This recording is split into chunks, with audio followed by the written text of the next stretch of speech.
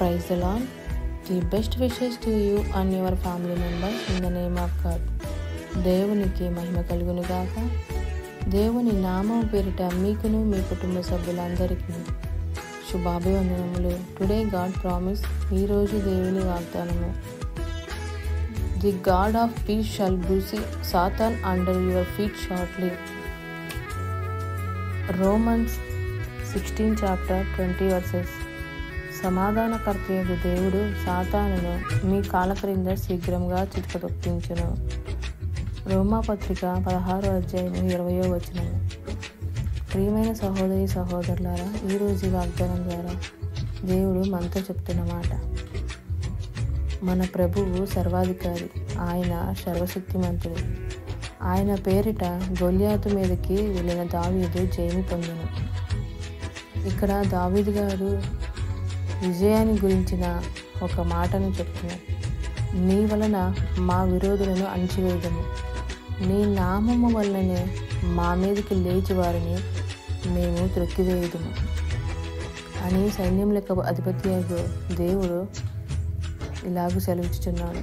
దుర్మార్గులు మీ పాదము క్రింద ధూళి వలె ఉందరు, మీరు వారిని అణగద్రొక్కుదురు. దేవుడు ఇక్కడ దావీదుకి విజయం ఇచ్చిన తర్వాత దావీదు మహారాజు గారు దేవుణ్ణి ఎంతో స్తుతించాడు. గొల్యాతు ఎంత గొప్ప బలవంతుడైనప్పటికీ దేవుని ఎదుట సర్వసాధారణ మనిషి. దేవుని నామము పేరిట వెళ్ళిన ప్రతి ఒక్కరికి విజయము అనుగ్రహించబడుతుందని దావీదు మహారాజు ద్వారా మనం తెలుసుకున్నాం.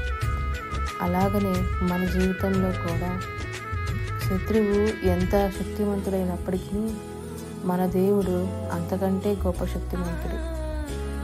ఆయన యుద్ధశూరుడు. ఆయన నామం పేరిట మనము ఏ సమస్య అయినా ఏ యుద్ధమైనా మనం వెళ్ళినప్పుడు తప్పకుండా విజయాన్ని ఇస్తానని దేవుడు ఈ వాగ్దానం ద్వారా చెప్తున్నాడు.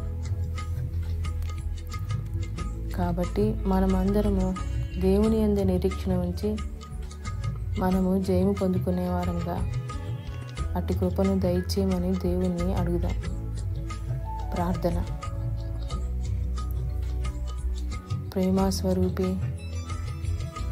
కృపా సమృద్ధి కలిగిన మా ప్రియ పరలోకపు తండ్రి, మీకు ఎన్నో వందనములు, స్తోత్రములు. ఈరోజు ఈ వాగ్దానం ద్వారా మాతో మాట్లాడినందుకు మీకు వందనములు తండ్రి. ఎవరైతే ఈ వాగ్దానం వింటున్నారో వారి జీవితంలోనూ వారి కుటుంబంలోనూ మా అందరి జీవితంలోనూ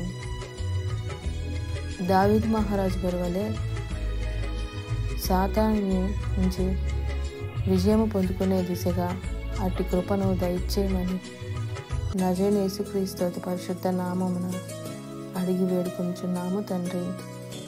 ఆమేన్.